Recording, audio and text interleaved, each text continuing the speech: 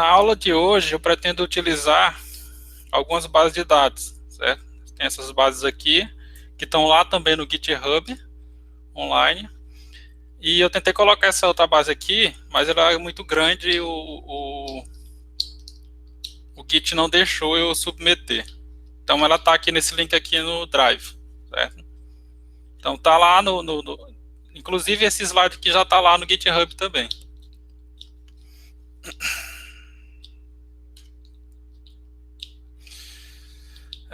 Então, na aula passada, eu falei de introdução sobre redes neurais, falei do Perceptron, do neurônio artificial, da rede Perceptron simples e da rede multicamadas.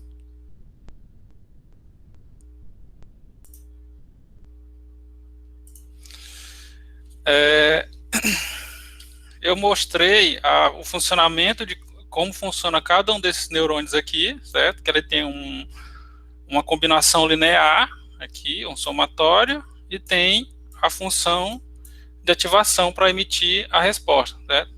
E esse neurônio, ele tem as entradas aqui. E para referente a cada entrada, nós temos um peso sináptico, certo? Falei também que, para que essa rede responda corretamente aqui no final, tenha uma saída, esses pesos aqui precisam estar ajustados. Para um Perceptron simples, a gente ajustava usando a regra delta. Para uma rede neural com camadas ocultas, certo? A gente faz utilizando o algoritmo backpropagation. Na verdade, o algoritmo backpropagation é também chamado de regra delta generalizada. Certo?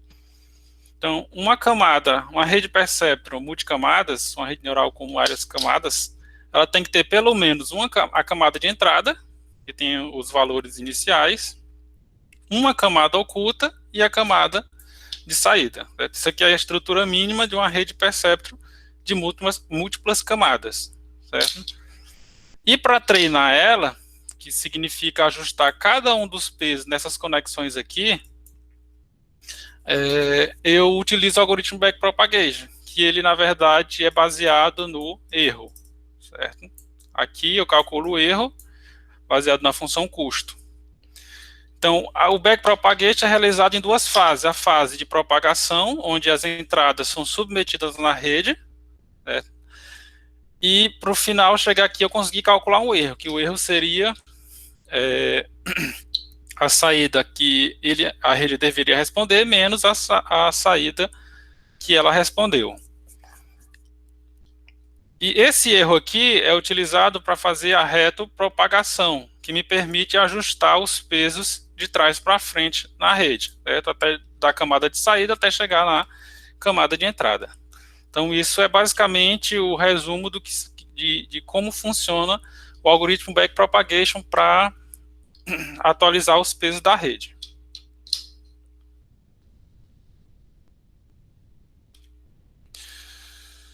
Esse aprendizado aí da rede neural, a gente realiza ele chamado aprendizado pelo gradiente, certo? Então, o backpropagation ele realiza um processo de otimização para encontrar os melhores pesos para o meu conjunto de dados. Certo? Então, a rede neural vai aprender, ela aprender significa a partir de um conjunto inicial de pesos, chegar ao conjunto de pesos ótimos, certo? Que vai fazer com que a rede me responda corretamente para cada uma das entradas, e tanto as entradas de treino quanto para novas entradas de dados. Então, para isso, eu tenho que especificar uma chamada função custo, que essa função custo vai ser otimizada, no caso, minimizada no backpropagation, certo? E aqui nós temos um exemplo de uma função custo, que essa aqui é o erro quadrático médio, certo? Então, é a média de todos os erros elevado ao quadrado. Certo? Então, que é só um exemplo de uma função custo que a gente pode utilizar no backpropagation. Essa função custo aqui é o que nos permite calcular esse erro aqui no final da rede, que vai ser retropropagado para corrigir esses pesos. Certo? Então, a gente tem que escolher sempre essa função custo. Existem algumas opções que a gente pode escolher, inclusive lá no Keras, a gente pode escolher algumas funções custos. Aí vai depender do que você vai fazer. Mas tem, dependendo do seu problema, tem as indicações que a gente pode utilizar. Essa aqui, por exemplo, é indicada quando você vai fazer um problema de regressão.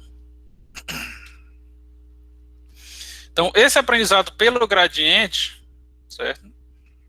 Significa que eu vou utilizar esse gradiente para me levar os meus conjuntos de pesos iniciais para um conjunto de pesos ótimo, certo?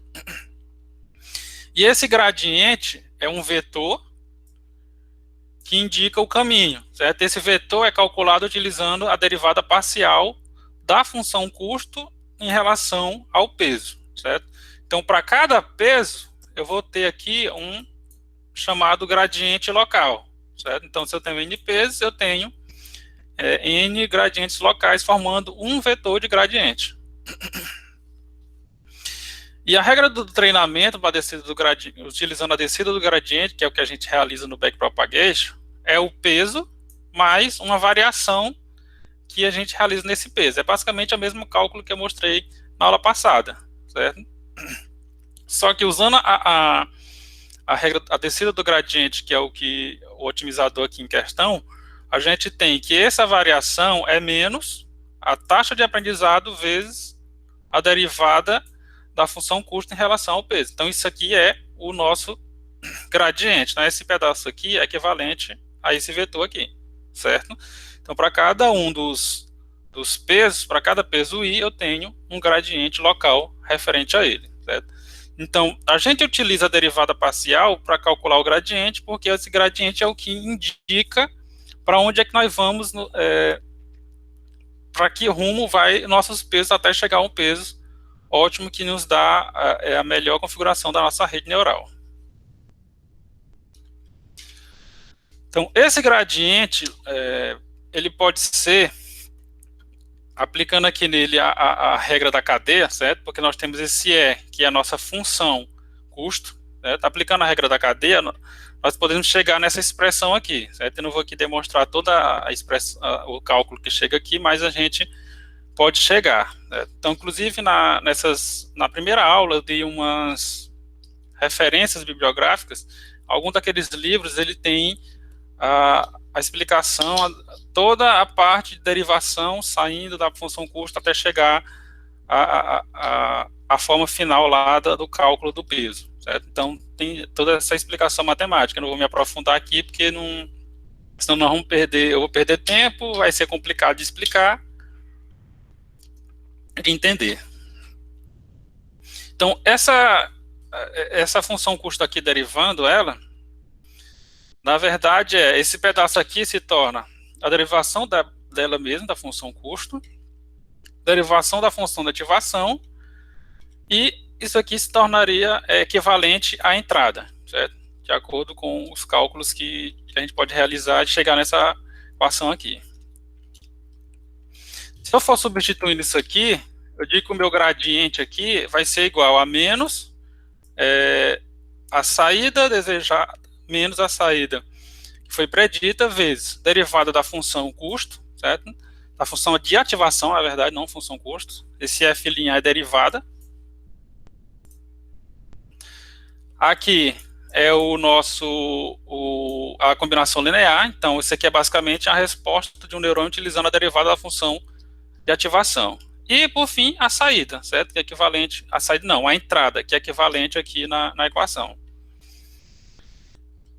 E se eu substituir esse pedaço aqui, eu chamo desse delta aqui, que aqui é um delta, acho que é delta minúsculo, eu vou ter no final isso aqui, certo? Então, o meu gradiente local vai ser esse delta vezes a entrada, certo?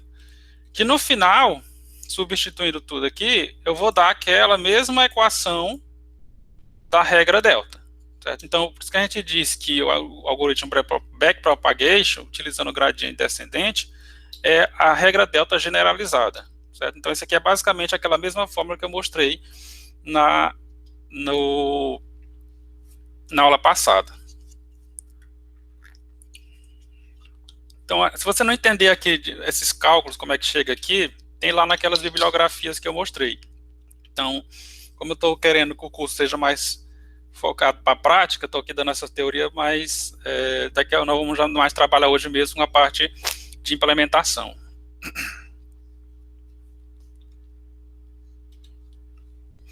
Então, a descida do gradiente, ele determina, ele leva um vetor inicial até o vetor de pesos iniciais até o vetor de pesos ótimo, certo? Minimizando uma função custo, sendo que essa função custo ela tem que necessariamente ser diferenciável, ou seja, tem que permitir que eu consiga fazer a derivada dela, né? Calcular a derivada. Começando de um vetor de pesos arbitrário, certo? Eu indico um vetor de pesos qualquer e ele vai modificando em pequenos passos até chegar no meu vetor de pesos ótimo, certo? Então, a cada passo, esses pesos são alterados na direção que produz a maior queda ao longo da superfície de erros. Então, a cada passo, eu vou diminuindo o valor da minha função custo, que significa que meus pesos estão sendo otimizados. Então, o processo é realizado até que atinja um erro mínimo global. Então, todo aquele processo do backpropagation que eu faço, a propagação, calculo o erro e faço a retropropagação desse peso, desse erro, eu estou ajustando os pesos e fazendo, na verdade, a minimização da nossa função custo. Então, eu tenho que reduzir o máximo possível o valor daquele custo para que a minha rede consiga responder corretamente. Então, o que acontece por exemplo, nessa figura aqui, exemplo demonstrando esse gráfico, nós temos aqui a função custo nessa linha aqui, certo? Nessa linha azul, e temos aqui, nesse ponto aqui, o conjunto de pesos iniciais que eu estou dando para a minha rede, certo? Então, à medida que eu vou descendo aqui o valor dos pesos, eu vou descendo o erro, certo? A minha função custo vai reduzindo, eu vou chegar a algum bom ponto aqui nesse mínimo global, certo? Que vai me dar aqui os meus valores finais do meu W, que seria o meu conjunto de pesos. Certo? Então, eu teria aqui os pesos sinápticos ótimos, certo? Os pesos sinápticos que a minha rede vai conseguir responder corretamente para toda e qualquer entrada de dados, certo? Então, fazendo essa minimização aqui, eu vou encontrar em algum ponto da minha função custo, tal que os meus pesos sejam os pesos ótimos. Então, basicamente, eu tenho aqui os meus pesos, conjunto de pesos iniciais, certo? Tenho aqui uma passada desses pesos iniciais para um novo conjunto de pesos, baseado aqui nessa taxa de aprendizado. Então, a taxa de aprendizado vai me determinar o tamanho desse salto que eu vou dar. Né? Todos os conjuntos, todos os pesos, eles vão ser, o próximo conjunto de pesos vai ser determinado pela taxa de aprendizado. Então, o quanto eu vou passar vai ser essa taxa. E vai ser guiado pelo nosso gradiente, certo? Que é o que é calculado utilizando a derivada. Então, eu tenho um conjunto de pesos, que é um vetor, certo? E na álgebra linear, se a gente calcular o gradiente, a gente vai em direção eu consigo sair de um conjunto de pesos, que no caso seriam os pesos iniciais, para um outro conjunto de pesos, que seria o conjunto de pesos ótimo. Então, o gradiente é o que nos direciona para esse conjunto de pesos ótimo. Então, por isso que a cada iteração, a cada época do backpropagation, eu faço um salto do conjunto de pesos para até chegar ao conjunto de pesos ótimo. Então, como função custo, a gente tem algumas opções, certo? Tem o erro médio quadrático, que é esse exemplo que eu mostrei, inicial. Temos o erro médio absoluto, certo? E tem um que está sendo muito utilizado, principalmente quando a gente trabalha com Deep Learning, que é a entropia cruzada, certo? Então, tem uma versão dessa função para classificação binária e tem uma versão dessa função para classificação multiclasse, certo? E tem todas essas daqui a gente pode utilizar tanto para classificação binária, classificação multiclasse e até para regressão, certo?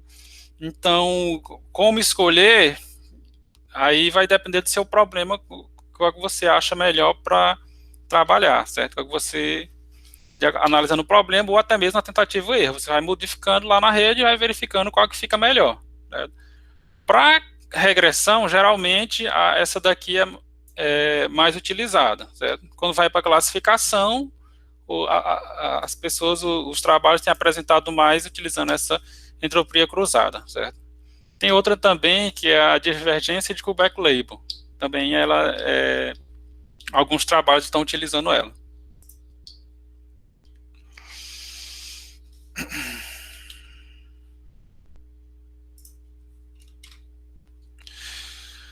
Um outro parâmetro, hiperparâmetro que a gente vai trabalhar também é o momento, certo? Esse momento, ele nos permite, na verdade, assim, levando bem por cima, alterar a taxa de aprendizado durante a execução do backpropagation. Então, o que eu mostrei que a gente tem uma taxa de aprendizado que vai alterar, que vai determinar o salto que a gente vai dar de um conjunto de pesos para um novo conjunto de pesos, certo? Então, esse salto de aprendizado que ele vai dar, ele vai ser alterado aqui pelo momento, certo? Então, essa taxa, não é eu colocando o momento na equação aqui, ó, que tem aqui aquela regrinha de alterar o peso, eu colocando o momento na equação, eu faço com que a taxa de aprendizado, o meu salto, ele pode ser maior ou menor, dependendo da situação do treinamento, certo? Então, com o momento, eu consigo direcionar melhor o meu gradiente e ir direto mais rápido para o peso ótimo, né? Então, porque ele leva em consideração as mudanças anteriores dos pesos para definir a próxima alteração, né? Então, por isso que ele está ligado aqui multiplicando aqui com o peso atual. Então, graficamente mostrando aqui o funcionamento do momento, o que é que ele faz? Nós temos aqui dois exemplos, certo? Sem o momento. Então, se eu tiver uma taxa de aprendizado pequena, eu tenho aqui, ó, passos pequenos até chegar no meu ponto ótimo, certo? Nos meus pesos ótimos. Então, considerando esses círculos aqui como chamada superfície de erro, então o erro ele vai diminuindo até chegar no menor erro, certo? Se eu usar muito grande, ele vai dando saltos grandes aqui dentro da minha superfície de erro, e pode ser que nem consiga chegar no meu erro mínimo, certo? No meu erro mínimo global que eu quero. Então, isso aí é a taxa de aprendizado sem o momento. Se eu adicionar o momento nessa taxa de aprendizado, aí a gente percebe que há uma desaceleração do quanto eu vou aprender em cada iteração. Por exemplo, aqui tem uma taxa de aprendizagem pequena, mas aqui ele já deu um salto maior em relação a esse salto aqui, certo? Então, eu consigo fazer essa diminuição aqui desse salto, veja que ele vai diminuindo a distância entre um salto e outro, por causa do momento. Então, eu consigo direcionar melhor, dar uma desacelerada, digamos assim, no aprendizado, para chegar ao meu erro ótimo, certo? Do mesmo jeito aqui, ó, estou dando saltos grandes, mas ele vai diminuindo os saltos, certo? Então, eu coloquei a taxa de aprendizado grande, mas o momento fez com que ela fosse reduzindo para chegar melhor e mais rápido aqui no meu erro ótimo, certo? Então, isso é graficamente o funcionamento do momento, certo? Ele é adicionado aqui na nossa equação de geração de novo peso.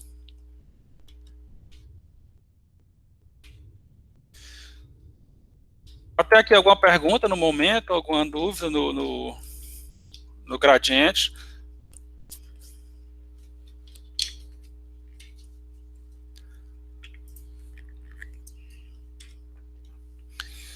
Então, existe uma melhoria no gradiente descendente, certo? Que também é muito utilizado, que é o gradiente descendente estocástico, certo?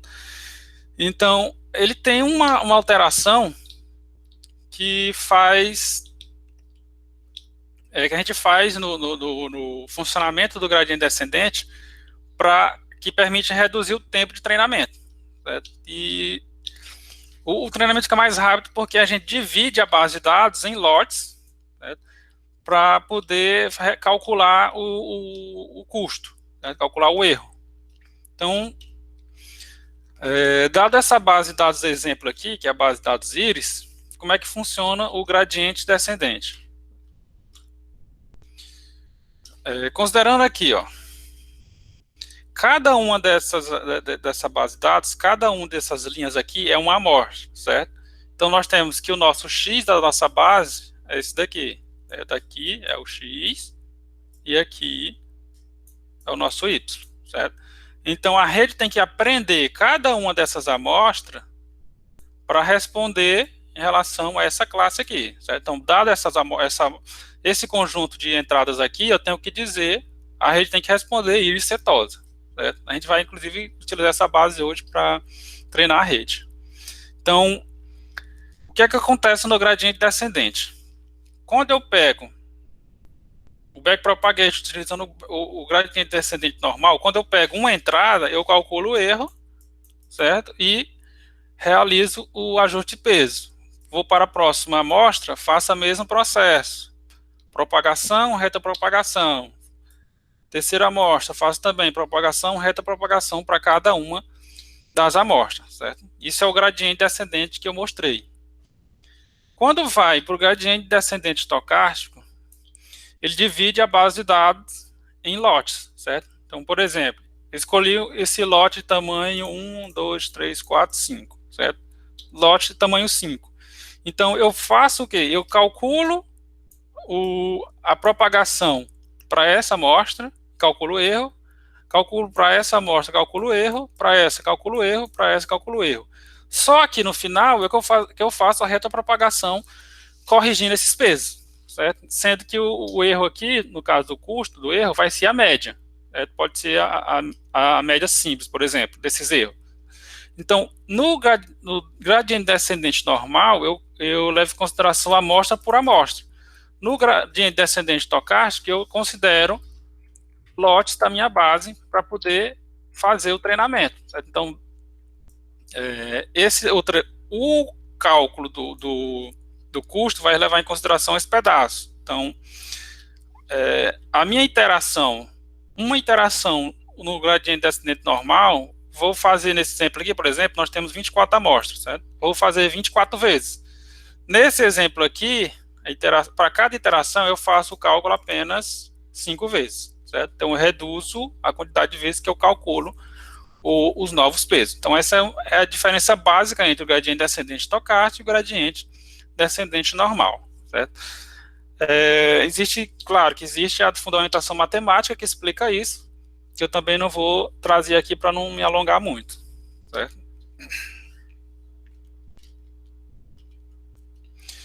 Então, para métodos de otimização que a gente pode utilizar no gradiente lá no backpropagation, eu falei do gradiente descendente, do estocástico gradiente descendente, mas também tem essas outras opções aqui, que inclusive elas estão lá como opções no Keras, certo?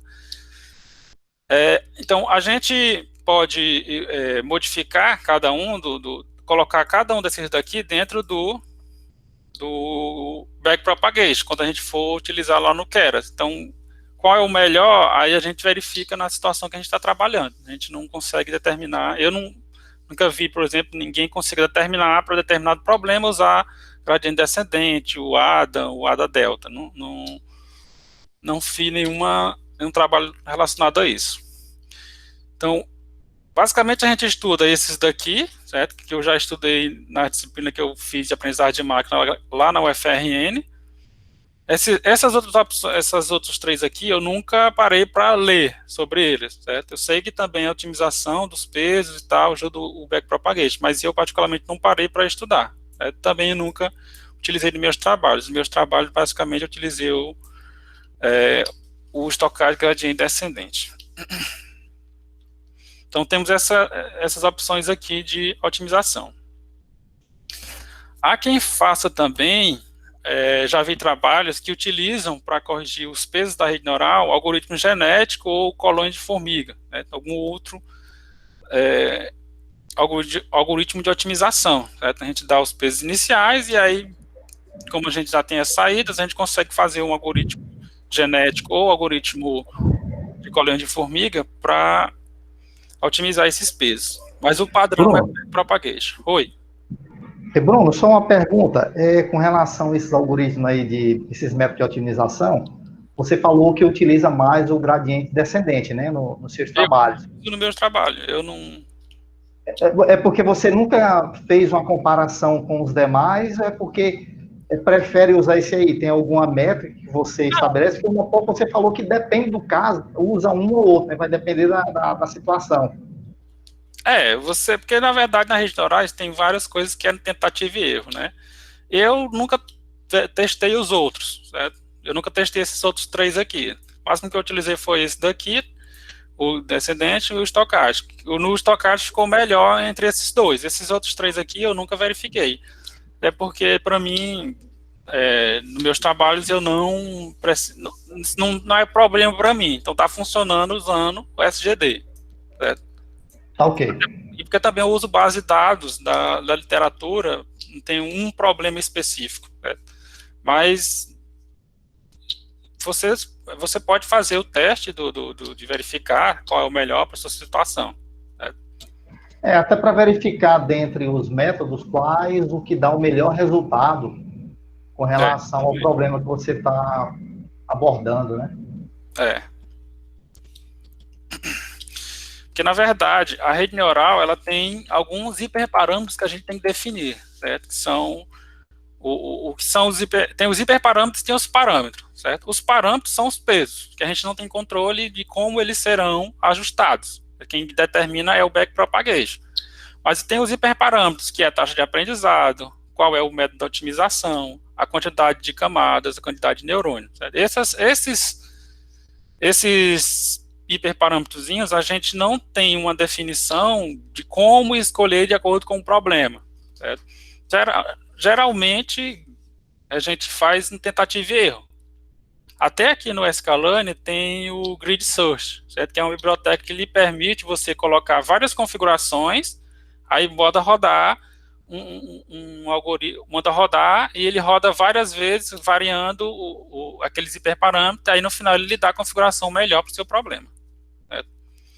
Para definir o problema, qual o melhor otimizador, pode ser feita uma análise matemática, mas aí eu acho mais complexo, né?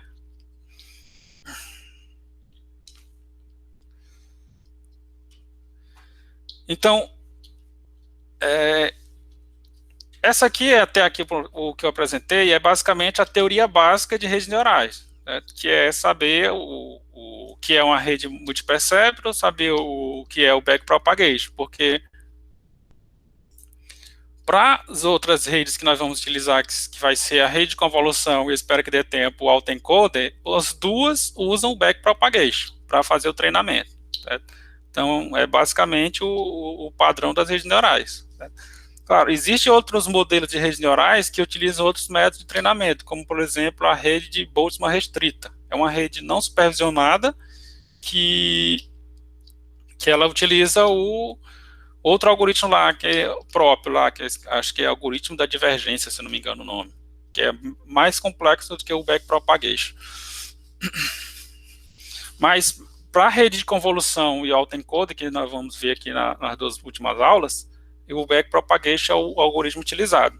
E esses conceitos que eu falei de momento, bias, taxa de aprendizado, a gente vai tudo ter que utilizar lá nessas outras redes também.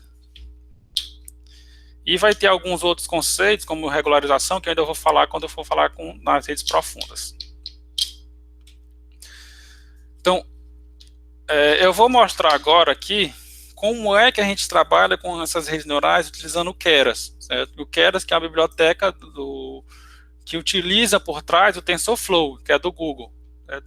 O TensorFlow é que faz, de fato, as operações da rede neural. Certo? Você pode usar só o TensorFlow para utilizar as redes neurais, mas eu, particularmente, acho mais complicado. O Keras eu acho muito mais fácil. Então, eu digo até que o Keras é tipo uma interface que facilita a utilização do TensorFlow, porque o TensorFlow tem umas complicações a mais. Eu vou utilizar aqui, começar criando uma rede neural para realizar a classificação binária, certo? Porque existe a classificação binária e a classificação multiclasse. Certo? Qual é a diferença das duas? A classificação binária é quando eu tenho um problema que eu vou classificar em apenas duas classes, ou vai ser 0 ou vai ser 1. Então é a classificação binária. E a classificação multiclasse é quando tenho 3 ou mais classes. Então pode ser 0, 1, 2, até N classes. Certo? Então essa é basicamente a diferença entre as duas classificações. Certo? Então vamos começar com a classificação binária. Certo? O que é que nós vamos classificar? Nós vamos classificar basicamente utilizando essa base aqui, certo? A base Lua. Que essa base Lua são dados digamos, coordenadas que os pontos são colocados nessa configuração aqui, certo? Dessa imagem aqui do lado. Então essa base ela tem duas amostras.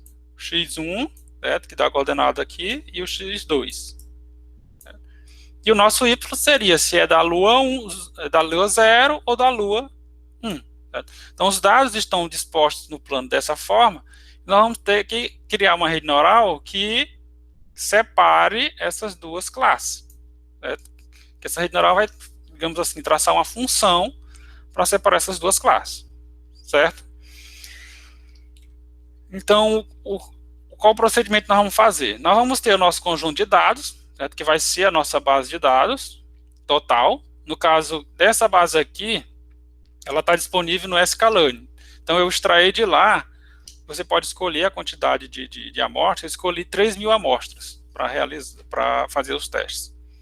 Nós vamos dividir conjunto de treino, que é o padrão que a gente realiza, com 70% das amostras, e conjunto de teste com 30% das amostras. Para quê? Para que eu realize o treinamento da minha rede lá com backpropagation, utilizando essas amostras aqui, e utilize esse conjunto de teste para me verificar o quão boa está a minha rede depois do treinamento. Para me testar, pode ser a acurácia da nossa rede. Para isso, eu vou criar aqui uma rede neural que vai ter na camada de entrada 2 nós. Certo? Por quê? Porque a minha base só tem x1 e x2. Só tenho essas duas amostras. Essas duas entradas. Vou colocar aqui 3 neurônios na camada oculta e 1 neurônio na camada de saída. Certo? Então essa vai ser a configuração da minha rede neural, a primeira rede aqui que nós vamos criar. Por que eu vou colocar só 1 neurônio na camada de saída? Porque eu tenho uma classificação binária, certo? E só tenho duas alternativas, 0 ou 1. O que vai acontecer? No meu treinamento, eu vou colocar aqui a função de ativação desse último neurônio, a função sigmoide. E a função sigmoide, a gente viu que ela retorna valores entre 0 e 1. Certo? Então, quando ela for me responder valores da classe 1, ela vai me dar uma probabilidade muito próxima de 1. Quando for para 0, vai ser uma probabilidade muito próxima de 0. Certo? Então, eu vou mostrar lá na rede essas respostas próximas e muito próximo de 0 e muito próximo de 1. Então, ela não vai responder exatamente 1, certo? Ou 0. Ela vai responder muito próximo de 0 ou muito próximo de 1. A menos que o nosso custo seja realmente 0, zerou o nosso custo, aí sim, ela vai responder 0. Mas geralmente o nosso custo não chega, a função custo não vai ficar 0, 0. Ela vai ficar muito próximo de 0. Então, deixa eu ver aqui o Keras. Vou abrir aqui um arquivo do Colab.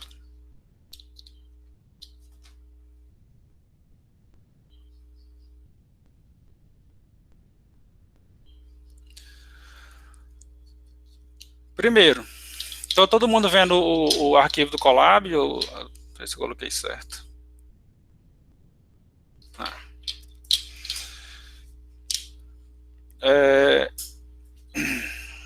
Primeira coisa, agora eu vou trabalhar com uma rede neural, certo? Usando o Keras. Como eu falei, a rede neural ela trabalha com operações chamadas de operação de tensor. Então, eu vou colocar aqui no meu ambiente de execução, alterar o tipo, certo? Colocar GPU, certo? Porque eu vou trabalhar com placas de vídeo para rodar minha rede neural, que roda mais rápido. Salvei, vou aqui agora conectar.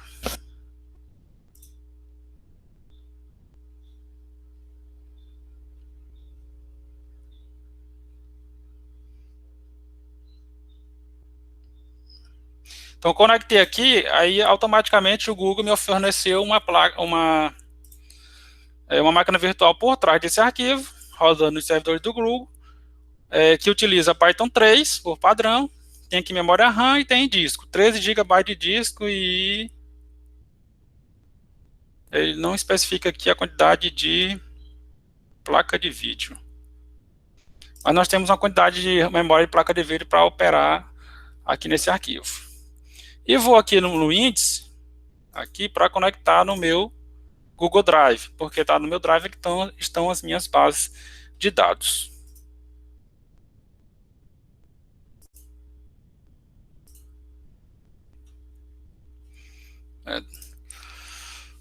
Então, como é que eu vou fazer? Inicialmente, eu vou colocar aqui um texto. Eu vou fazer aqui classificação binária.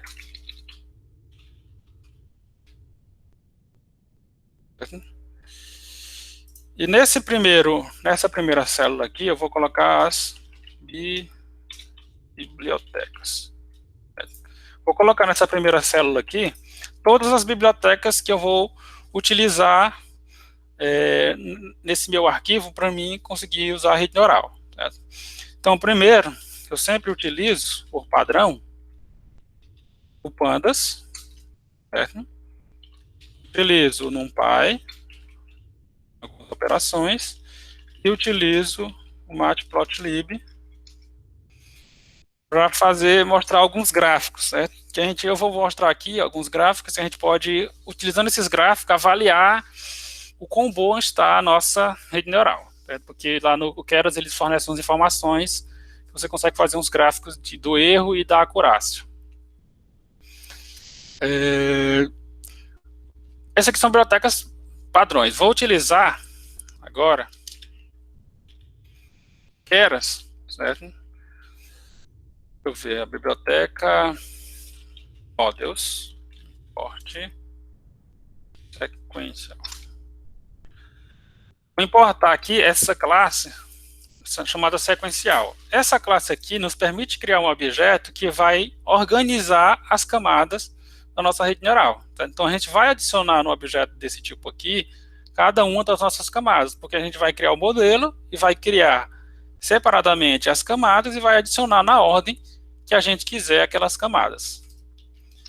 E nós temos no Keras essa outra classe, certo? E essa classe aqui, dense, é a classe targets camada, certo? Se eu criar um objeto tipo dense, então na verdade eu estou criando uma camada da minha rede, certo? Dependendo do que tipo de camada seja. Então, por enquanto, eu vou importar apenas essas classes aqui, certo? Essas bibliotecas. Então, toda vez que eu for precisar de alguma coisa, eu venho aqui e coloco nessa biblioteca, nessa célula aqui. Vou criar outra coisa aqui, vou chamar carregamento dos dados. Então, vou criar aqui uma célula onde eu vou carregar os meus dados, certo? Primeiro, eu falei que eu vou utilizar essa base aqui. Cadê? Essa base Lua. Certo? Essa base Lua, ela tem lá na minha... ela tem lá no sklearn, certo? Na outra biblioteca de Machine Learning. Mas eu baixei já ela, baixei algumas informações e ela está aqui no meu Drive já. Eu coloquei ela com o nome Lua, cadê? aqui. Clicar duas vezes. Aqui, ó.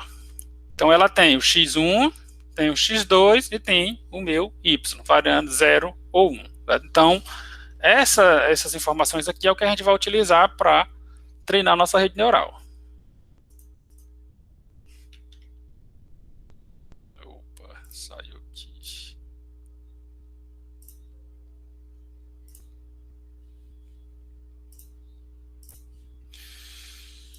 Então, eu vou carregar aqui os meus dados usando a biblioteca Pandas. Então, vou executar aqui.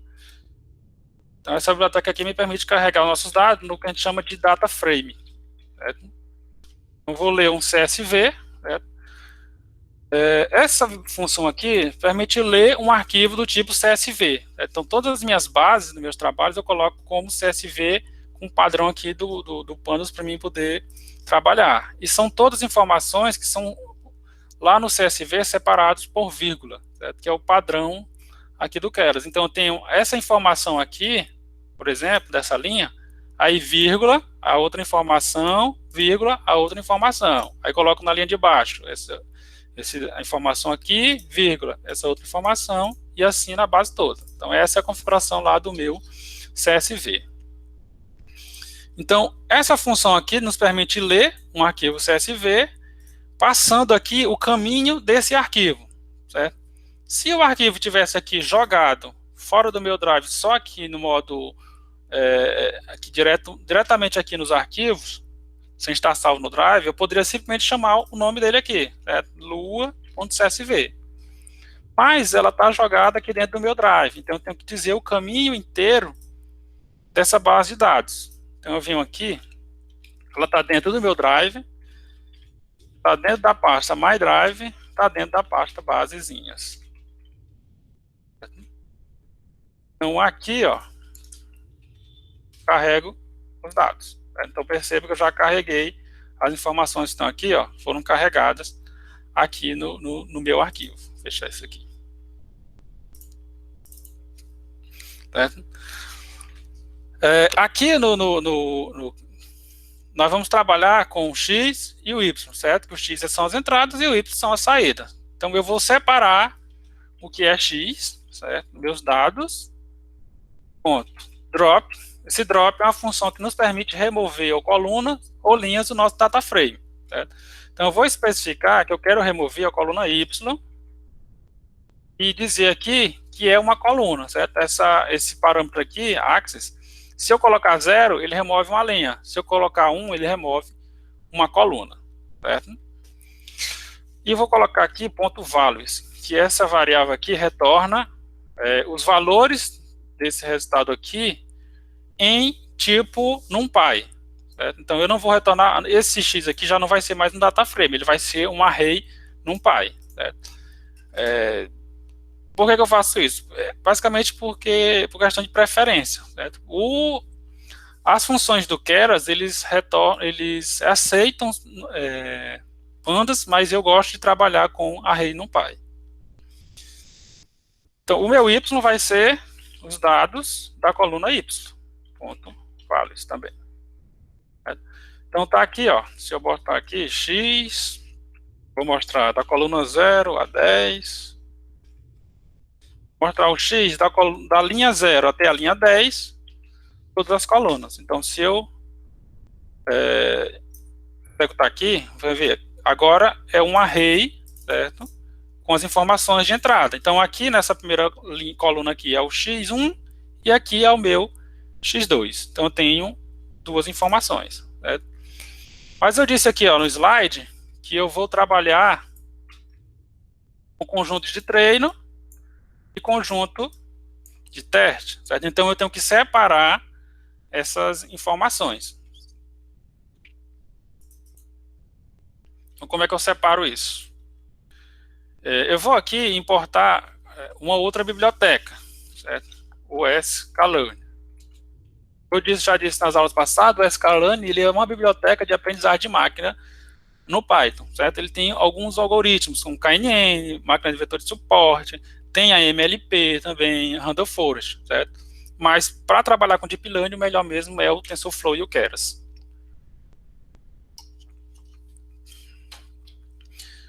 Então, o Scalane, ele tem dentro dele assim, essas funções aqui, certo? Import. Essa função aqui nos permite separar o que é teste e o que é treino, certo? Porque assim eu não preciso eu lá mesmo implementar uma separação dos dados e tal. Essa biblioteca aqui, ela separa. A gente só diz quais são os dados e ela separa a porcentagem que a gente informar, certo? Então aqui, o que é que ela me retorna? Ela me retorna valores do treino, certo? Retorna o teste, certo? Só que aqui é só o X do treino e só o X do teste. Ela retorna separado o Y do treino e o Y do teste. O que é essas variáveis aqui? Do mesmo jeito que eu vou ter, por exemplo, 70% para treino do X, eu vou ter os 70% da saída também. Né? Então, para cada saída, ou para cada entrada, tem uma saída referente, porque a gente está trabalhando aqui com aprendizado supervisionado. Então, eu tenho as entradas e tenho, para cada entrada, eu tenho uma saída. Certo? Então, eu separo aqui o X, X treino e X teste. Então, a função aqui, o que a função recebe? Ela recebe o X, certo? Os valores de X, recebe os valores de Y, e eu tenho que informar aqui qual é a porcentagem de treino, por exemplo. Eu quero 0,7. Significa que vai ser 70% para treino, e o que sobrar, que no caso seria 30%, vai para teste, certo? Além disso, eu utilizo essa outra variável, stratify, certo? Eu passo o Y. Essa variável aqui, se eu passar o Y, ele vai me detectar as classes que eu tenho no problema. Certo? No caso, eu só tenho duas classes, 0 e 1. Certo? Por que eu uso isso aqui? O que foi que já aconteceu comigo algumas vezes? Eu separar treino e teste, certo? Aconteceu de eu separar esses treino e teste, e vim para o treino, por exemplo, tinha 3 classes, mas só veio dados de 2 classes para cá. E aqui tinha dados de 3 classes. Certo? Então, esse Stratify não vai me garantir que vai ter dados de todas as classes aqui e dados de todas as classes aqui. Porque se eu treinar aqui só com 2 classes, a rede neural só vai aprender 2 classes. E quando eu for testar, a terceira classe aqui vai dar um erro grande. Certo? Então, eu tenho que garantir que dentro do treino tem todas as classes e dentro do teste também tem todas as classes para me testar, certo? Então, executando isso aqui, então já separei aqui o que é treino e o que é teste. A outra parte aqui, criação do meu modelo, certo? Então aqui, ó, só dar essa dica aqui, né? Que no Colab aqui, se eu apertar Ctrl Enter, ele executa, certo? Uma célula. Se eu apertar Alt Enter, ele executa e cria uma nova. Certo? Então isso facilita o trabalho, né? Acelera. Então a criação do meu modelo, como é que eu faço? Agora nós vamos criar aqui, de fato, a nossa rede neural, certo? Utilizando essas 2 classes aqui. Então, primeiro, eu crio um objeto que vai ser a minha rede. Eu vou chamar de RNA, certo? Rede Neural Artificial. Ela vai ser do tipo sequencial, certo? Então, criei a minha rede aqui, tá? O meu objeto. Agora, eu vou criar as minhas camadas da minha rede, certo? O que é que tem na minha rede neural? Ela tem a camada de entrada, a camada oculta e a camada de saída, certo? Aqui no sequencial, a gente não precisa, aqui no Keras, especificar a camada de entrada, não precisa criar essa camada. Ela é automaticamente criada implicitamente. Certo? Então, o que a gente primeiro cria as camadas ocultas e a camada de saída. Certo?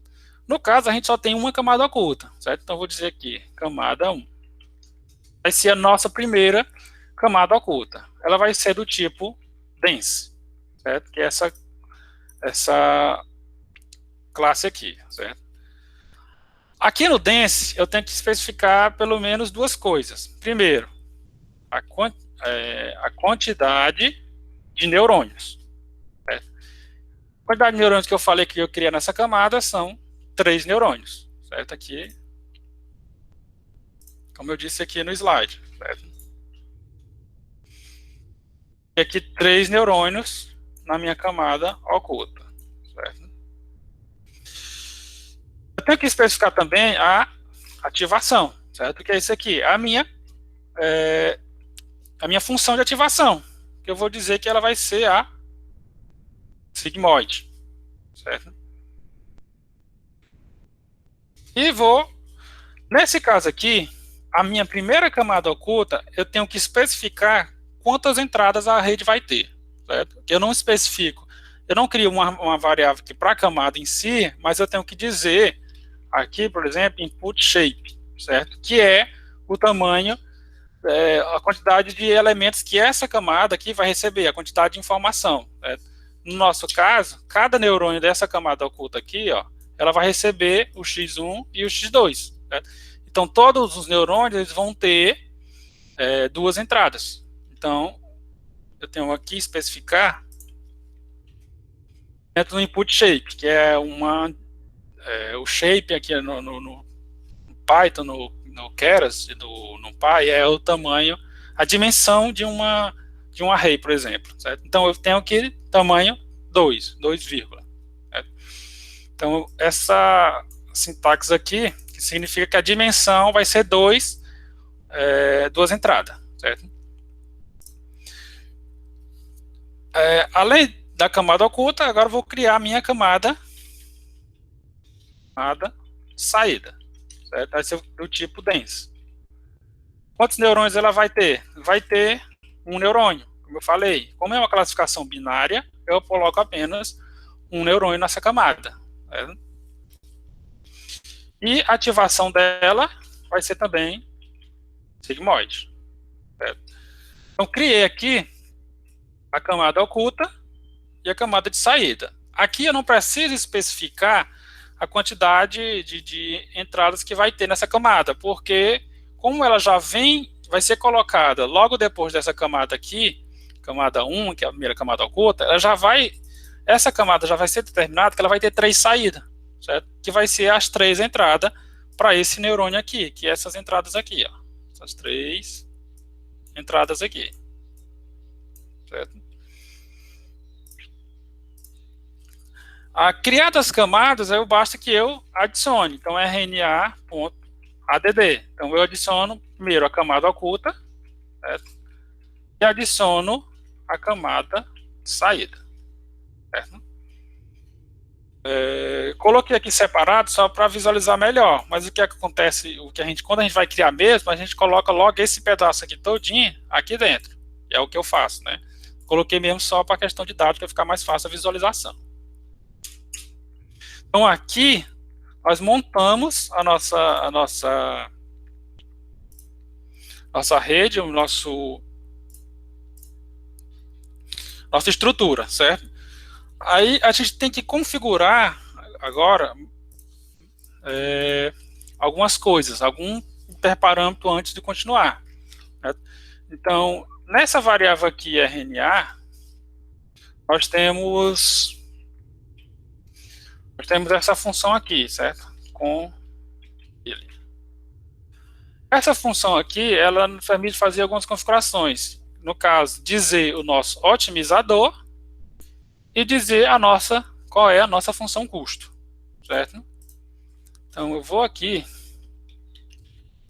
A primeira forma de se fazer otimizador é só dizer aqui a sigla, certo? Essa sigla aqui tem lá no site do Keras. Vou já mostrar aqui no site do Keras essas informações. Então, tem aqui o otimizador, eu vou utilizar o gradiente descendente, né? SGD, estocrático, gradiente descendente. Mas como eu não vou alterar aqui, por enquanto, o lote, então ele considera que é o gradiente descendente comum. Certo? E o meu loss, que aqui no caso loss, significa que é o nosso custo. Certo? Eu vou colocar MSE, certo? Que é o nosso erro quadrático médio. O erro quadrático médio. Então, aqui está montada a nossa rede inicial. Eu posso aqui colocar essa função aqui, summary, que nos permite visualizar, digamos assim, a rede, né? Então, se eu executar aqui, ó, esse summary, ele diz que eu tenho uma camada oculta, certo? Que tem 3 neurônios e 9 parâmetros. Certo? O que são esses 9 parâmetros? Esses parâmetros, eles são os pesos, certo? Os pesos da rede, dessa camada aqui. Então, aqui, ó, esses pesos daqui, certo? Mas percebam que aqui está me dizendo que são 9 neurônios, são 9 parâmetros. E aqui, ó, tem 1, 2, 3, 4, 5, tem 6 conexões, então 6 pesos. E aqui nós temos, dizendo que nós temos 9, certo? 9 pesos. O que é que está mudando aqui? Na aula passada eu falei do BIAS, certo? Que altera lá a função de ativação. Então, automaticamente, o Keras cria um BIAS, certo? Então, temos esses 9 parâmetros aqui, esses 9 pesos, são esses 6 pesos das entradas, mais os 3 pesos do BIAS. Certo? Então, dá 6 mais 9. Certo? Do mesmo jeito, tem aqui, ó, a última camada. Nós temos 4 parâmetros, certo? E aqui nós só temos 3 no desenho. Então, é também o BIAS desta camada. Então, temos aqui 4 parâmetros, certo? Então, é por isso que ele cria um parâmetro a mais. Cadê? Todo mundo entendeu aqui a questão dos parâmetros, a montagem aqui. Essa montagem é bem simples, certo? Já no TensorFlow, no TensorFlow puro e bruto, é um pouco mais complexo de se trabalhar. É por isso que eu prefiro trabalhar com Keras. Antes de continuar aqui, eu vou mostrar logo bem aqui o site keras.io, certo? Aqui nós temos nesse site ensinando a utilizar essas bibliotecas do Keras, certo? Ele ensina tudo, isso aqui que eu estou mostrando, tem esses exemplos aqui, como é que você utiliza, modelos, certo? Temos modelos aqui que a gente pode utilizar, tipos de camada, porque existem vários tipos de camadas que a gente pode adicionar na rede neural. Temos aqui os otimizadores, certo? Que a gente pode trabalhar no Keras. Temos aqui, ó, uma lista de otimizador possíveis. Várias variações aqui. Tem uns até que eu nunca nem vi aqui. E tem ensinando a utilizar esses otimizadores. Aqui, até aqui quando eu tirei essas siglas. Temos aqui as funções custos possíveis, certo? Temos aqui funções, temos binário cross-entropia, categórico cross-entropia. Então temos aqui a variação daquela entropia cruzada, certo? Temos aqui divergência de Kuebec-Leibler, que é outra função custo que a gente pode trabalhar. Aí tem aqui erro quadrático, erro absoluto, várias funções custos que a gente pode adicionar na nossa rede. Então, são que já foram trabalhos que já foram feitos com redes neurais que já definiram que conseguem utilizar outras funções custos. Aí, como funciona essa função custo, a equação aí é olhar e verificar, certo? Então, aqui temos aqui também vários exemplos de utilização de redes neurais, no caso aqui já é especificamente com Deep Learning. Eu vou ver se eu consigo mostrar alguns exemplos aqui para vocês, simplificar, porque tem alguns que pode ser até um pouco mais complexo, mas consigo especificar e utilizar, mostrar mais fácil. Então, continuando aqui, a gente fez aqui, montou a nossa rede, certo? Então, eu vou colocar aqui, ó, RNA.fit. Certo? Essa função fit é a função que chama o treinamento da rede.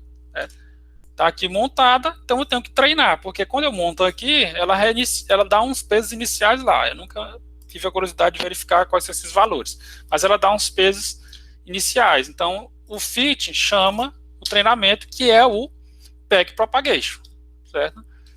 Então, aqui no fit eu tenho que especificar quais são os meus dados de treino e as suas respectivas saídas. Então, eu digo que o fit vai usar o x-treino para treinar e o y-treino. Como é supervisionado, eu preciso das saídas. Além disso, eu posso especificar aqui, ó, épocas. Vou rodar em 10 épocas. Certo?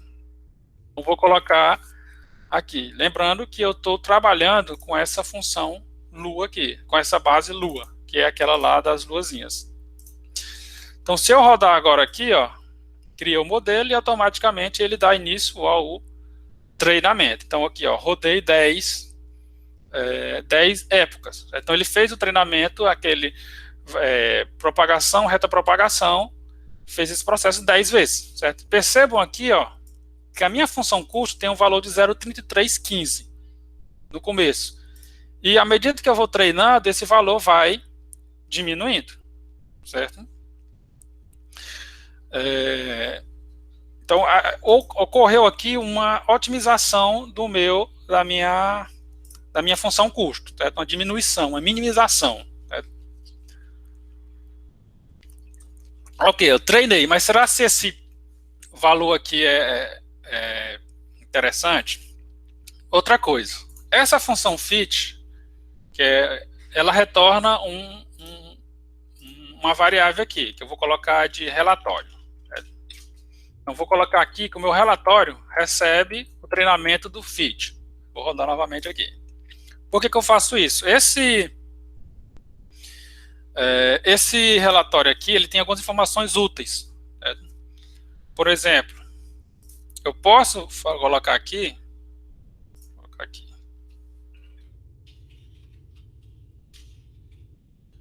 Eu posso utilizar esse relatório para, por exemplo, plotar o gráfico mostrando a evolução da loss. Certo? Então, por exemplo, eu vou utilizar aqui essa biblioteca, o Matplotlib. Certo? Eu não estou explicando a fundo aqui essas funções, porque senão esse já seria um outro curso, que seria o Python para Machine Learning ou Python para análise de dados. Certo? Mas eu posso utilizar aqui a função do Matplotlib e plotar, mostrar o gráfico da evolução do meu custo. Assim é uma forma de eu avaliar a rede também. Então, aqui no Matplotlib eu dou as duas coordenadas, x1 e x2, certo? Que é para ele plotar. Mas qual é o meu x1? Eu vou fazer um gráfico da função da função custo em relação às épocas, certo? Então, o meu x eu vou colocar como sendo relatório ponto época. Então, essa variável aqui é a minha lista de épocas. Então, é um vetor de 1 a 10, certo? Ou 0 a 9, não me recordo qual é o valor específico. Mas são as minhas épocas. E aqui eu vou colocar relatório ponto. Esse relatório, ele tem aqui, ó, history, certo? Que é um dicionário, que nesse history tem o meu loss, que é justamente os valores da função de ativação. Certo? Vou colocar aqui plt.show. Então, se eu rodar aqui, ó, mostra a evolução do meu erro. Certo? Então, tá aqui, o erro começou e ele foi descendo. Certo? À medida que vai aumentando aqui as épocas, o meu erro ele vai descendo. Certo? Mas esse erro aqui, ele tá meio... Essa função custo aqui, ela tá meio... Ó, essa escala aqui, ó, tá caindo de 0,2475 para 0,23. Certo? Então, não está exatamente a melhor dos erros, não. Então, a gente fez aqui o treinamento da rede, fiz aqui o gráfico que mostra a evolução da minha função custo, certo? À medida em relação às épocas.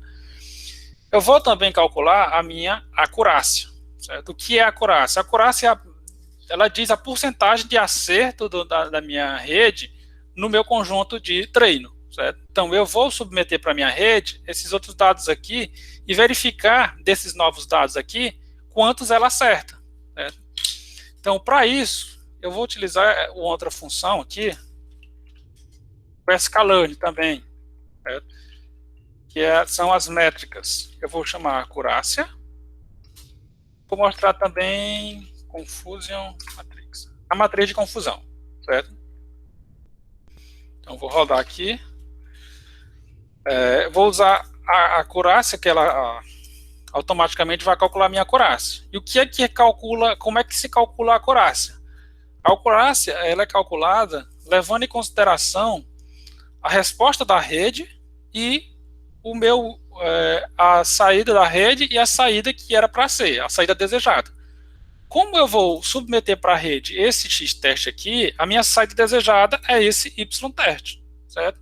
Qual é a minha saída da rede? Eu ainda não rodei, certo? Eu vou chamar que a minha saída da rede é esse y-pred, certo? É o meu y predito. Vai receber RNA ponto predict. Então, ela vai receber x teste. Vou mostrar aqui o y-pred. A rede neural, como eu falei, ela retorna uma probabilidade, certo? Então, ela retornou para todas as amostras uma probabilidade. A gente está vendo que a probabilidade aqui está quase toda 0,5. Então, a rede ela me respondeu uma probabilidade. Mas aí eu não quero trabalhar com probabilidade para comparar com o meu y desejado. Porque o meu y desejado, aqui, ele é 0 ou 1, certo? Esse aqui é o meu y. E o meu y-pred está em probabilidade, então não é legal. Então, eu uso, ao invés do predict, eu uso o predict classes, certo? Porque o meu predict classes, ele já vai me retornar os valores. Aqui, certo? 0, 1,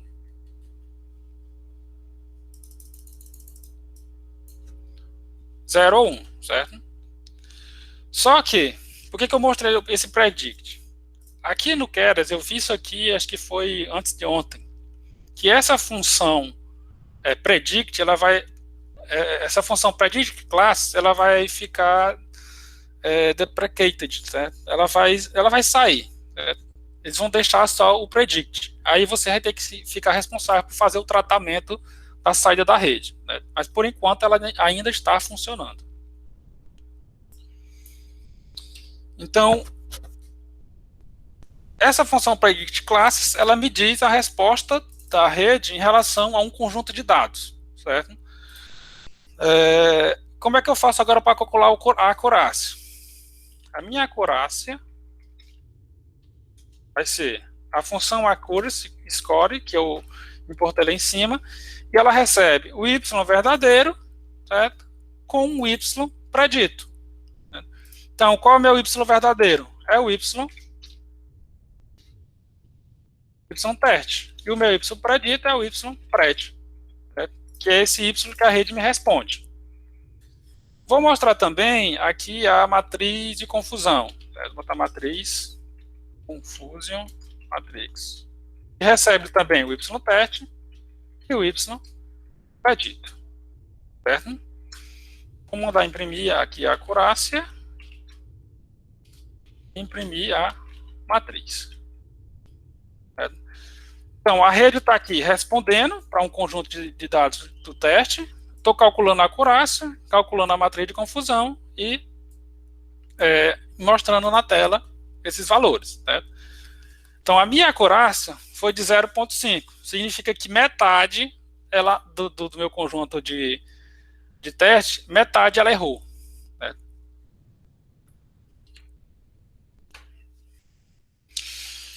Então, aqui tem a matriz de confusão. Certo? Não sei se está todo mundo familiarizado. Como é que eu olho aqui a matriz de confusão? Essa primeira linha é referente à classe 0. Certo? Então, aqui ele está dizendo que 0 amostras da classe 0, ele classificou como classe 0. Então, tinha uma parte que era 0, ele classificou todas como 1. Então, aqui 450 amostras eram da classe 0, ele classificou como 1. Certo? Essa linha de baixo, 0 amostras, 450 amostras, ele era da classe 1, ele classificou como classe 1. Certo? E 0 amostras, ele, que era da classe 1, ele classificou como 0. Certo? Então, a rede está errando pela metade aqui do nosso exemplo. Deixa eu ver se está tudo certo aqui esse negócio.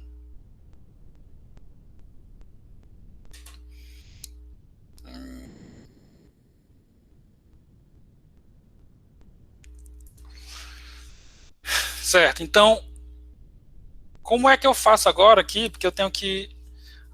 a gente já viu que a rede não está boa. Certo? Então, o que a gente tem que fazer? A gente tem que alterar a rede para ela classificar corretamente. Né? Então, já vimos que essa configuração de rede aqui, ela não está legal. Certo? Ela não está acertando devidamente. Pode ser que, por exemplo, aumentando aqui a quantidade de épocas, minha rede melhora o desempenho, porque ela vai ter mais tempo para treinar, como por exemplo, já reduziu um pouco aqui, ó, a classe de a minha função custo. Então, se eu plotar o gráfico, ó, desceu mais, certo? Por quê? Porque eu aumentei a quantidade de época. Então, a quantidade de vezes que ele fez o backpropagation foi mais vezes. Então, ele já andou mais. Então, se eu ver se melhorou essa acurácia, ó, a acurácia já melhorou. Só modifiquei a quantidade de épocas, certo? Então, aqui nesse exemplo aqui, ó, 369 eram da classe 0, ele classificou como classe 0. 81 era da classe 0, ele classificou como classe 1. Certo? Na linha de baixo, 404 era da classe 1, ele classificou como classe 1. 46 era da classe 1 e classificou como classe 0. Certo? Como esta base de dados aqui, ela é apenas duas entradas, então ela tem apenas 2 valores, eu consigo plotar, deixa eu ver se... eu consigo plotar esse gráfico mostrando a base de treino e o que a rede está me respondendo. Eu consigo visualizar esse resultado. Então, por exemplo, vou colocar aqui x, uma linha, 2 colunas. Eu vou mostrar aqui a base de dados, a visualização dessa base. Vou colocar aqui meu AX.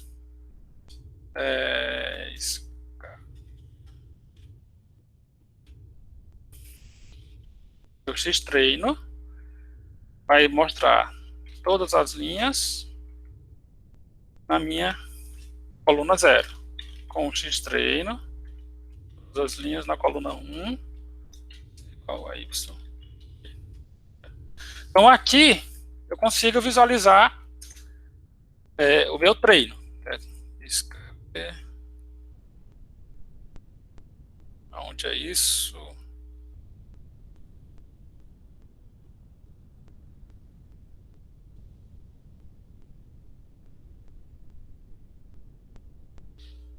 Aí vem dar erro agora.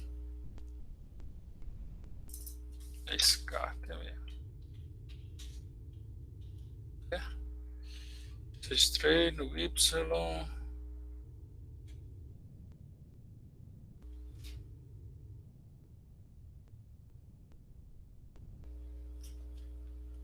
Como não tem um atributo scatter?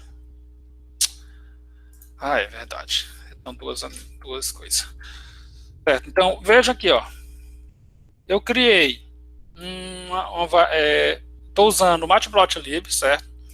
Estou pegando aqui esse AX que me permite gerenciar essas duas imagenzinhas aqui. A imagem 0, AX0 é essa primeira imagem e o AX1 é essa segunda imagem.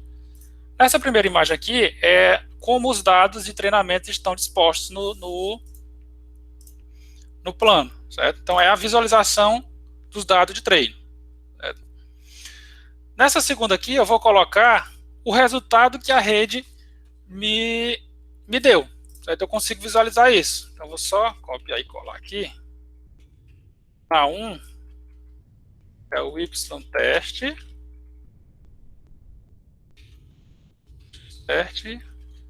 E aqui é o y-predito. Então, veja aqui, a rede, ela está com uma acurácia de 85%, certo? Então, ela está 85% acertando. Mas ela, veja aqui, ó, que nós temos alguns erros, certo? Nessa primeira lua aqui, ó, ela tem 2 pedaços amarelos, significa que a rede classificou o que era para ser roxo, ela classificou como amarelo. Do mesmo jeito aqui, ó, na segunda lua, certo?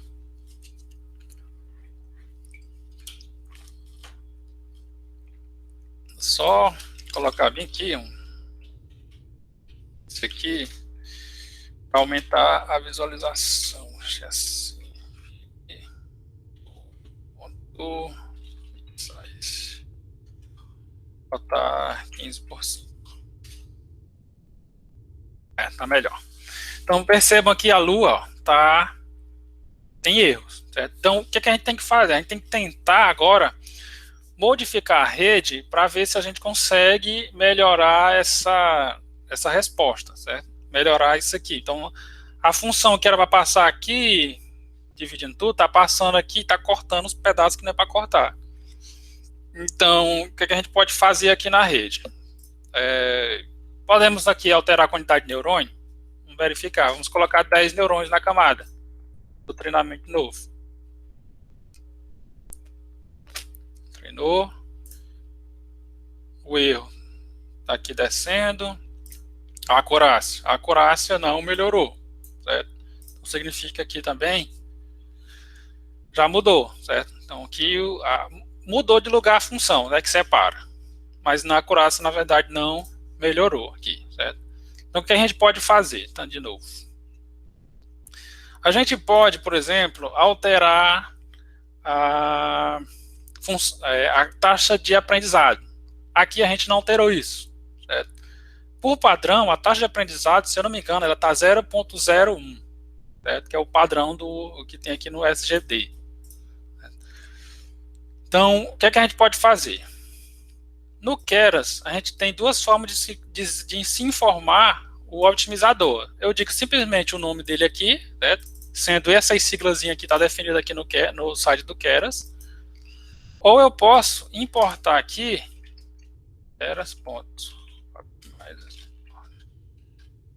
posso aqui importar a classe do otimizador, certo? Que assim eu permito configurar ele melhor, certo?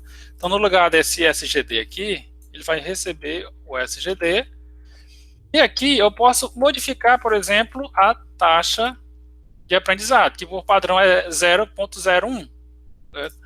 Então, vou modificar aqui e colocar como taxa de aprendizado com 0,1. Vamos modificar e ver se altera alguma coisa na nossa rede, certo? Percebam aqui que com a taxa de aprendizado 0,1, os saltos foram maiores, certo? Então com a mesma quantidade de épocas eu consegui uma taxa de um custo menor, certo? Então o custo agora está abaixo de 1, que antes não estava. Então se eu rodar aqui veja que a queda foi mais rápida, certo? A queda do nosso loss. Então se eu rodar aqui para verificar a acurácia, veja que a acurácia já aumentou um pouco, mas ainda está ruim. Então, rodar aqui no diminuiu aqui a quantidade de erro, mas diminuiu pouco ainda. Ainda não foi o suficiente. O que a gente pode alterar também? Então, a gente pode colocar, por exemplo, um momento, certo? O momento está zerado, inicia zerado, então significa que não tem momento. Então eu posso colocar um momento aqui, posso colocar 0,5 o momento. Certo?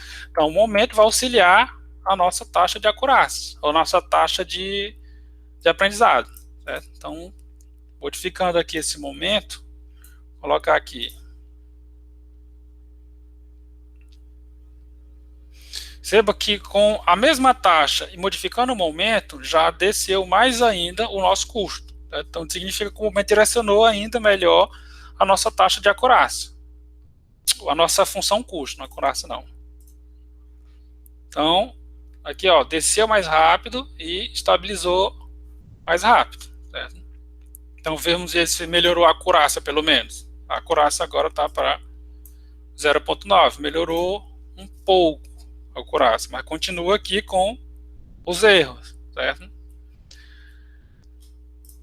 O que a gente pode também tentar alterar?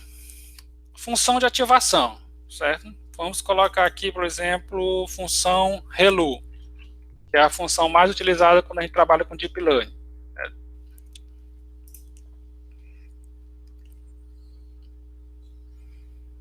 Ó, percebam que com função ReLU, o custo caiu ainda mais. Certo? Então, nesse nosso caso aqui, a função ReLU já é melhor do que a função sigmoid na camada oculta. Certo? É nessa camada aqui que é a camada oculta, e não na camada de saída. A camada de saída tem que permanecer a sigmoid lá. Então, a gente verifica de novo aqui o nosso erro. Então, o erro aqui, ó, já desceu até mais aqui no final, ó. Certo?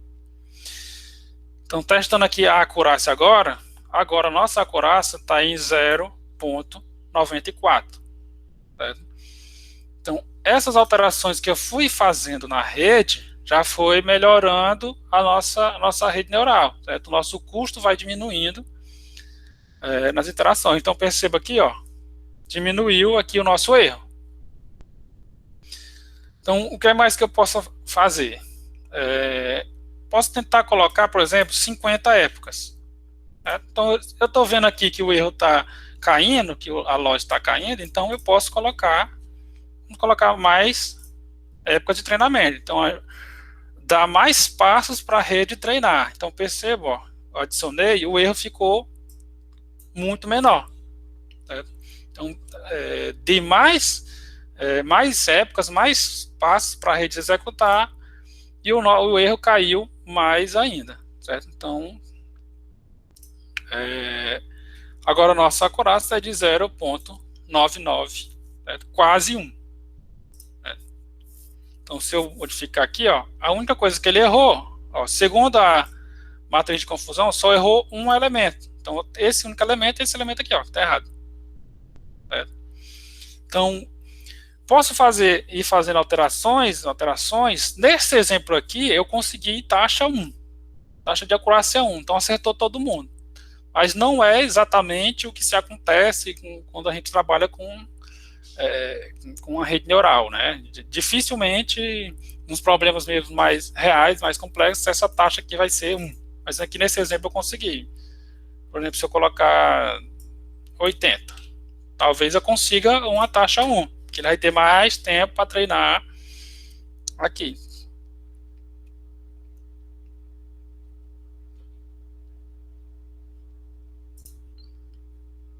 Ó, mais coisa, mas o erro, ó, perceba que o erro estabilizou, certo? Então, talvez 80 seja épocas demais. Então, esse gráfico aqui nos permite visualizar melhor, e a gente já vai perceber quando é que estabiliza. Então, por exemplo, talvez 30 fosse suficiente já para uma boa acurácia. Né? No caso aqui já fez cair a acurácia. Né? Talvez épocas demais talvez atrapalhe a rede. Então, esse gráfico permite a gente visualizar. O que a gente pode modificar também é a taxa de aprendizado, o momento. Vamos alterar aqui o momento.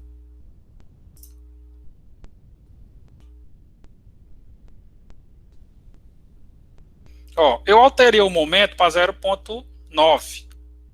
E a taxa caiu já numa escala tão grande que ele já colocou aqui em ordem, em notação científica, certo? Então o erro já caiu tanto, ó, e estabilizou. Então talvez 80 seja iterações demais para esse problema. E agora, ó, ele já chegou na acurácia 1. Então ele acertou, a rede acertou todo mundo. Então ela conseguiu separar todo mundo aqui corretamente, certo? Então, esse aqui é o básico de uma rede neural utilizando o Keras. Esse é basicamente também o que eu uso nos meus experimentos. O que seria overfit, está falando? Nesse exemplo aqui ela não deu overfit, não. Deixa eu mostrar aqui para vocês uma forma de visualizar o overfit aqui no Keras. Deixa eu ver se eu lembro. Aqui no fit, por exemplo, eu posso definir. Deixa eu ver se é no fit ou é no compile. Não, deixa eu ver aqui. Definir aqui, por exemplo, métricas. Accuracy. Então, defino uma acurácia aqui, certo? Não, o erro ter estabilizado acima de 30 não é overfitting. Overfitting é se a minha rede estivesse aqui com um custo bom, mas quando eu fosse testar aqui a acurácia, ela estivesse ruim. Eu vou já mostrar um gráfico aqui que vai facilitar a verificação do overfitting, certo? Então, eu coloco aqui uma métrica. Para que essa métrica? Para que ele verifique a acurácia também no meu treinamento. Certo? Então, aqui, coloquei lá uma métrica, além do loss da função custo, ele está me mostrando a evolução da minha acurácia. Certo? Então, no conjunto de treino, ele está tendo uma acurácia de 1 já. Vamos ver, ele obteve essa acurácia aqui com a época 66. Não, 66 não. Aqui, na época 11. No 11 ele já obteve acurácia 1, com essa configuração da rede, né? Isso vai depender também da configuração. E eu posso colocar aqui validator data, certo? E no caso, eu passo aqui nesse validator o X teste e o Y teste. Para quê? Para que quando ele for treinando a cada época, ele já calcula a minha acurácia no meu conjunto de teste. Certo?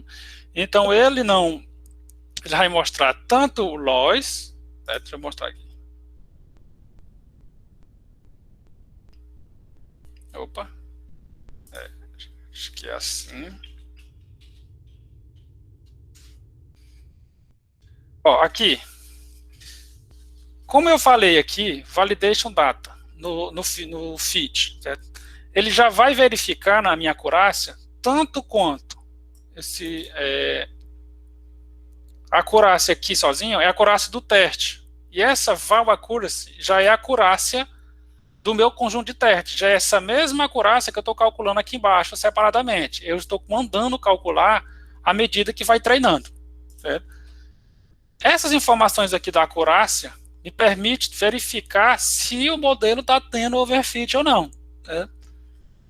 Por exemplo, vou criar aqui outro gráfico, PLT, plot, relatório.epoch, relatório.history, acurácia, certo? Isso aqui seria, lá deu, teste. PLT.plot,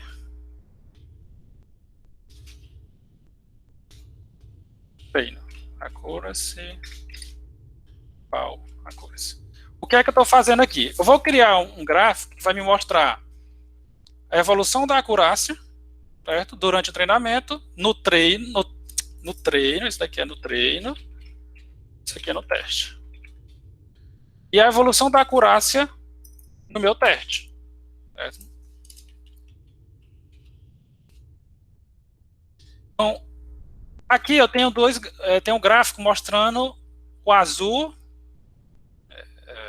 Deixa eu ver qual é aqui. Eu tenho o azul, que é a evolução da acurácia do meu treinamento. Então, a acurácia, na medida que eu vou fazendo as épocas, ela vai subindo, certo? Do mesmo jeito, é o meu teste, certo? O meu teste teve aqui, na média, vai subindo e estabiliza os dois juntos. Nesse caso, não está havendo overfit, certo? Estaria acontecendo overfitting se esse gráfico aqui de treino estivesse bom e esse de teste estivesse muito abaixo. Aí seria o overfit, certo? E se os dois estivessem ruins, aí seria underfit. Certo? Mas como os gráficos que estão andando bem parecido, então aqui não está havendo overfit. Certo? Entenderam aí? Alguma dúvida ainda em relação a isso? E aqui, nesse outro gráfico primeiro aqui, eu posso colocar do mesmo jeito. Treino. Meu.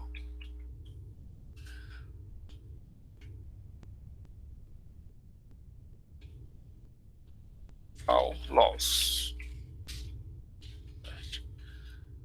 Eu consigo também calcular aqui ó, o custo no treino e o custo no teste. Então, os dois também estão caindo parecido, assim, e os dois estabilizam. Então, não, nesse exemplo aqui, não está havendo overfitting, certo? Alguma pergunta? Então, esses dois gráficos eu acho legal, porque a gente permite a gente visualizar a rede, está havendo overfit ou não, sem precisar calcular muita coisa e tal. Já mostro logo esses gráficos, já mostro que a rede está boa já. Temos outro exemplo aqui de base que nós temos, é essa aqui de círculo. Certo? Essa base de círculo, eu vou já mostrar aqui.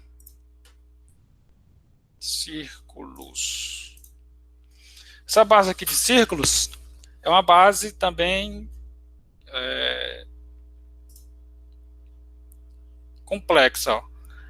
Essa base aqui, ó, estão duas classes, certo? Onde elas formam dois ciclos, um menor e um maior. E a rede tem que separar os dois. Certo? No caso aqui, deu esse embaranhado aqui, porque ele está ainda usando a classificação da base anterior. Então, não está funcionando corretamente. Então, vamos ver se para esses mesmos hiperparâmetros, para esse mesmo forma de treinamento, se a rede consegue aprender essa outra base. Ó, nessa aqui foi até mais rápido. Na iteração 4 já obteve a acurácia de 100% no meu teste. Então, deixa eu mostrar aqui, ó. Já o erro desceu, bonitinho. A acurácia subiu e estabilizou. Certo? Então, estabilizou bem rápido nessa outra base. Vamos ver se isso também se reflete também na acurácia. Está acertando tudo, 100%. E se eu mostrar aqui, ó, a rede também acertou 100%. Então, para essas duas bases, a mesma rede conseguiu separar as duas coisas no treinamento. Então, isso aqui para duas classes. Duas classes na classificação binária. São 3h45. Para dar tempo de mostrar ainda a classificação multiclasse. Vocês acham que ainda dá tempo de mostrar a multiclasse? Porque é quase a mesma coisa, mas tem alguns detalhes que se alteram.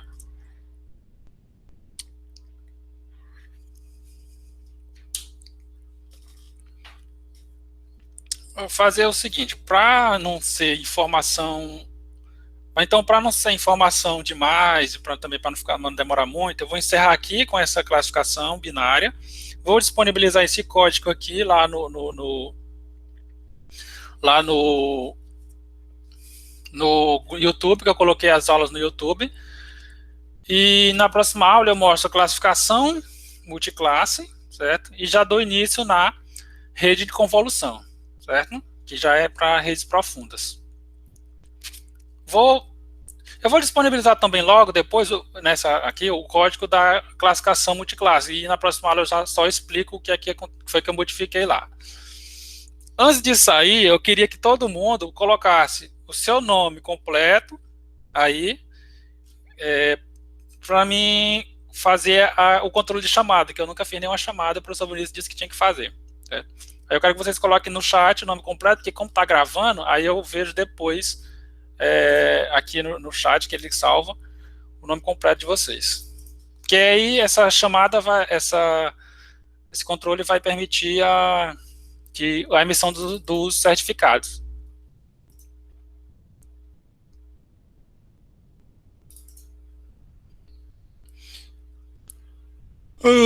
Valeu, Ampérez, até a próxima, semana que vem. Espero que dê tempo de dar esse conteúdo todo que eu estou pensando nessas 5 aulas, que talvez não seja possível.